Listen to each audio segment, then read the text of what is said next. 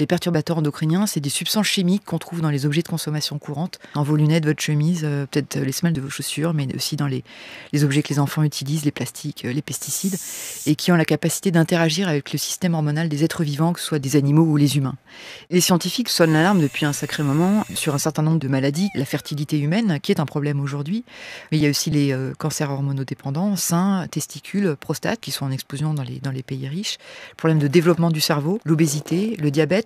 L'an dernier, une étude a estimé pour l'Union européenne par an le coût à 157 milliards d'euros de ces maladies. Alors, avec tout ce que vous nous dites et suite à ces études scientifiques, on se dit que face à un tel danger, forcément, eh bien, les États vont agir, forcément l'Europe va agir.